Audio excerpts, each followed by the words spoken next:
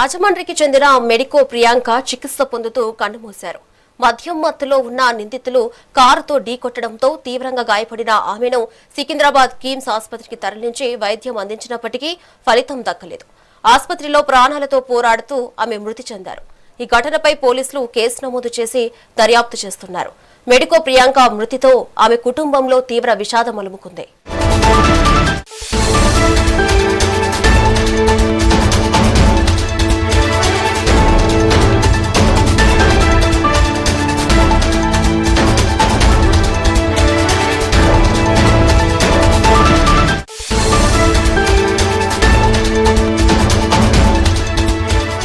Breaking news చూస్తున్నాం.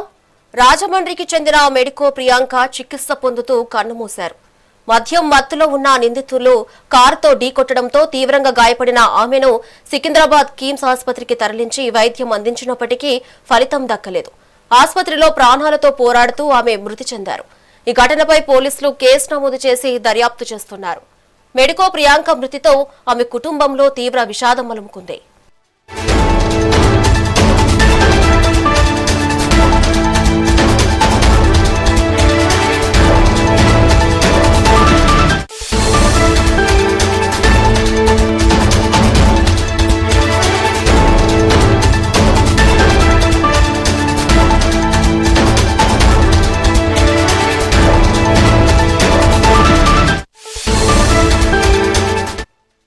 రాజమండ్రికి చెందిన మెడికో ప్రియాంక చికిత్స పొందుతూ కన్నుమూశారు.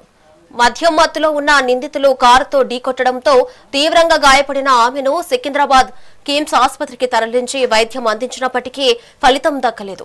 ఆసుపత్రులతో ప్రాణాలతో పోరాడుతూ ఆమె మృతి చెందారు. ఈ ఘటనపై పోలీసులు కేసు నమోదు చేసి దర్యాప్తు చేస్తున్నారు. మెడికో ప్రియాంక మృతితో ఆమె కుటుంబంలో తీవ్ర విషాదం అలుముకుంది.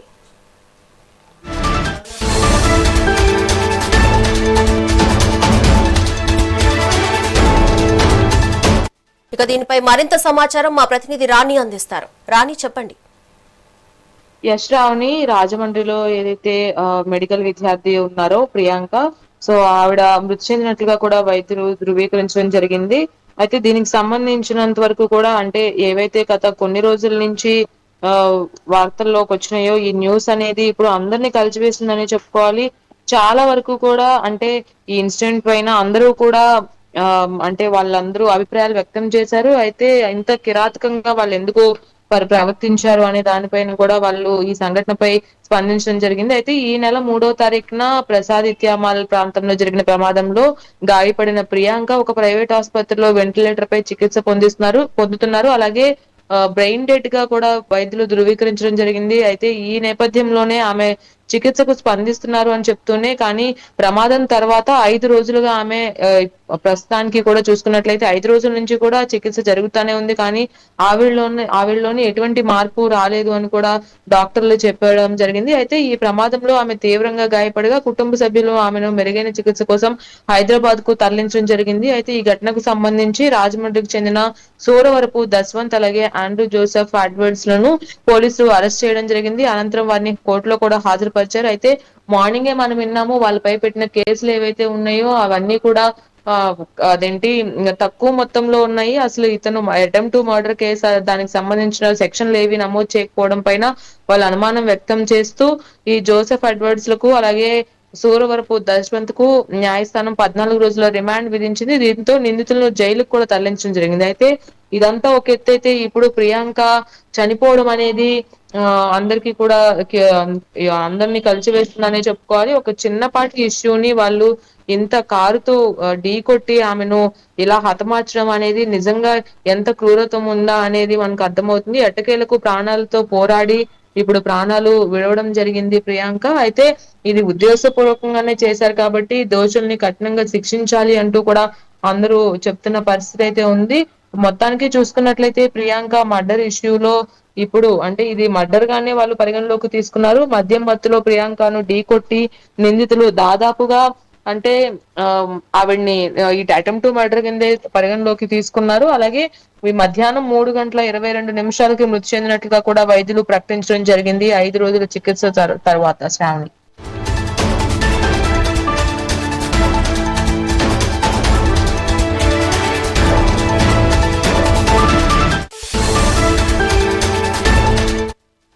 న్యూస్ చూస్తున్నాం. రాజమండ్రికి చెందిన మెడికో ప్రియాంక చికిత్స పొందుతూ కన్నుమూశారు. మద్యం మత్తులో ఉన్న నిందితులు కారుతో ఢీకొట్టడంతో తీవ్రంగా గాయపడిన ఆమెను సికింద్రాబాద్ కిమ్స్ ఆసుపత్రికి తరలించి వైద్యం అందించినప్పటికీ ఫలితం దక్కలేదు. ఆసుపత్రిలో ప్రాణాలతో పోరాడుతూ ఆమె మృతి చెందారు. ఈ ఘటనపై పోలీసులు కేసు నమోదు చేసి దర్యాప్తు చేస్తున్నారు. మెడికో ప్రియాంక మృతితో ఆమె కుటుంబంలో తీవ్ర విషాదం అలుముకుంది.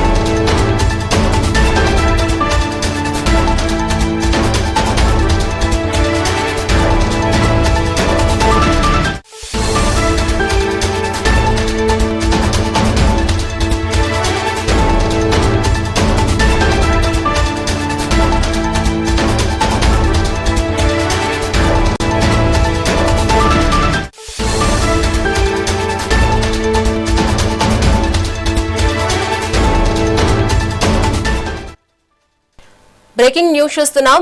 రాజమండ్రికి చెందిన మెడికో ప్రియాంక చికిత్స పొందుతూ కన్నుమూశారు. మద్యం మత్తులో ఉన్న నిందితులు కారుతో ఢీకొట్టడంతో తీవ్రంగా గాయపడిన ఆమెను సికింద్రాబాద్ కిమ్స్ ఆసుపత్రికి తరలించి వైద్యం అందించినప్పటికీ ఫలితం దక్కలేదు. ఆసుపత్రిలో ప్రాణాలతో పోరాడుతూ ఆమె మృతి చెందారు. ఈ ఘటనపై పోలీసులు కేసు నమోదు చేసి దర్యాప్తు చేస్తున్నారు. మెడికో ప్రియాంక మృతితో ఆమె కుటుంబంలో తీవ్ర విషాదం అలుముకుంది. ఇక దీనిపై మరింత సమాచారం మా ప్రతినిధి ఉదయ్ అందిస్తారు. ఉదయ్, చెప్పండి. శ్రావణి, ఈ వైద్య విద్యార్థిని ప్రియాంక హిట్ అండ్ రన్ కేసులో ప్రమాదానికి గురైన మెడికో హైదరాబాద్ లో కిమ్స్ ఆసుపత్రిలో చికిత్స పొందుతూ బ్రెయిన్ డెడ్ తో ఈ రోజు 3:30కి మృతి చెందినట్లుగా పోలీసులు ప్రకటించారు. అయితే అంతకు ముందు ఆమెకి బ్రెయిన్ డెడ్ నిర్ధారించడానికి పోలీసులు అయితే ఆప్నియా టెస్ట్ కూడా చేయడం జరిగింది.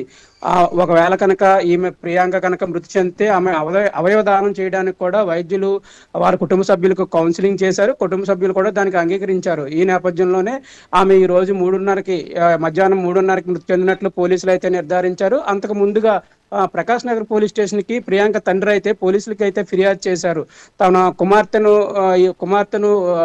ప్రమాదానికి గురి చేసిన ఇద్దరిని కఠినంగా శిక్షించాలి, ఆ ఇద్దరిని తప్పించడానికి అయితే తూర్పుగోదావరి జిల్లాకు చెందిన ఒక ఎమ్మెల్యే అయితే ప్రయత్నిస్తున్నారు. ఆ కేసులు కూడా బెయిలబుల్ గానే ఉండేలా చిన్న కేసులు మాత్రమే పెట్టారు. వాటిని అన్నింటినీ మార్చి ఆ నిందితుల్ని కఠినంగా శిక్షించాలని కూడా ఆయన కోరడం జరిగింది. ఈ నేపథ్యంలోనే తూర్పుగోదావరి జిల్లా ఎస్పీ ఒక నరసింహ కిషోర్ అయితే కొద్దిసేపటి క్రితం విలేకరుల సమావేశాన్ని కూడా ఏర్పాటు చేసి నిందితుల్ని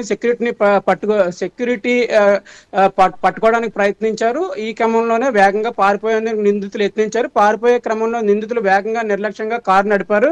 స్కూటీపై వెళ్తున్న వైద్య విద్యార్థులను బలంగా ఢీకొట్టారని చెప్పడం జరిగింది. వరుసగా 3 సార్లు స్కూటీని ఢీకొట్టారు. బలంగా ఢీకొట్టడంతో ప్రియాంక తీవ్రంగా గాయపడ్డారని నిందితులను హిట్ అండ్ రన్ చేసి దొరకకుండా పారిపోయారు. అదే విధంగా వీరిపై కూడా కఠినంగా శిక్షించకైతే కేసులు అయితే నమోదు చేసి వారిని రాజమండ్రి సెంట్రల్ జైలుకి అయితే తరలించామని కూడా నరసింహ కిషోర్ అయితే చెప్పడం జరిగింది.